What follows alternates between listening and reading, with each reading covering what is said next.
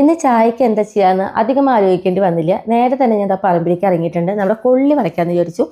ഞങ്ങളിവിടെ കൊള്ളി എന്നാണ് പറയുക, പല സ്ഥലങ്ങളിൽ കപ്പാന്നും പറയും കേട്ടോ. അങ്ങനെ ഞാൻ കാടൊക്കെ വെട്ടി തെളിച്ച് കൊള്ളി ഞാൻ പറിച്ചെടുത്തു. നമുക്ക് വറക്കാൻ പറ്റിയ പാകത്തിനുള്ള നല്ലൊരു കൊള്ളി തന്നെയാണ് നമുക്ക് ഈ വട്ടം കിട്ടിയത്. നല്ല നീളത്തിലും അത് അത്യാവശ്യം വണ്ണത്തിലുള്ളൊരു കൊള്ളി. നേരെ ഞാൻ ഇതേപോലെ ചെറിയ കഷ്ണങ്ങളാക്കിയിട്ടാട്ടോ നമ്മൾ കൊള്ളീനെ നുറുക്കിയെടുക്കുന്നത്. വേറെ ഒന്നുമല്ല, നമുക്ക് തൊലി കളയാൻ വളരെ എളുപ്പമാണ് ഇങ്ങനെ നുറുക്കിയെടുത്തിട്ടുണ്ടെങ്കിൽ. അങ്ങനെ ഞാനിതാ നുറുക്കിയെടുത്ത കഷ്ണങ്ങളൊക്കെ ഇതേപോലെ തൊലി കളഞ്ഞിട്ട് ഞാൻ എടുക്കുന്നുണ്ട്. അതിനുശേഷം പിന്നെ നമ്മൾ ഈ കൊള്ളി പുഴുങ്ങി വേറെ ഒന്നും ചെയ്യണില്ല. നേരെ അതേ പച്ചയ്ക്ക് തന്നെ നമ്മളിതാ ഒരു മുട്ടിമ്പ് വെച്ച് കൊള്ളി കഷ്ണങ്ങൾ ഒന്ന് അമർത്തി കൊടുത്തു കഴിഞ്ഞാൽ ഇതേപോലെ നടുമുറിഞ്ഞ് കിട്ടും.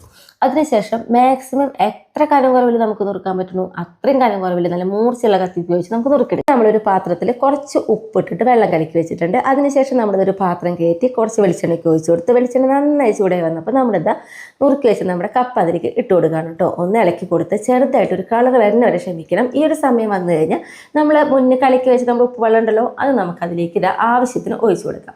നല്ല പതുക്കെയായിട്ട് ഒന്ന് തിളച്ച് വരും. അതിനുശേഷം ആ പതുക്കെ ഒന്ന് വറ്റി കഴിഞ്ഞ് കുറച്ച് സമയം കഴിയുമ്പോൾ നമ്മുടെ കൊള്ളിത ഇതേപോലെ നല്ല പാകമായി വരും.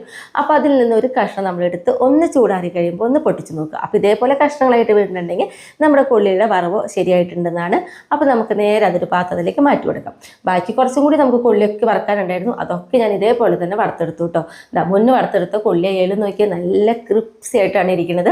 അപ്പോൾ ബാക്കി എല്ലാ കൊള്ളി ഇതേപോലെ വറുത്തെടുത്തു. അതിനുശേഷം ഞാൻ ആ കയ്യിൽ വെളിച്ചെണ്ണയിലേക്ക് വെച്ചിട്ട് നമുക്ക് കുറച്ച് വേപ്പിലും കൂടി ആദ്യം കളർ മാറാതെ ഇങ്ങനെ തന്നെ ആക്കിയെടുക്കണം കേട്ടോ. അത് നേരെ നമ്മൾ കൊള്ളിയിലേക്ക് ഇട്ട് കൊടുക്കുകയാണ്.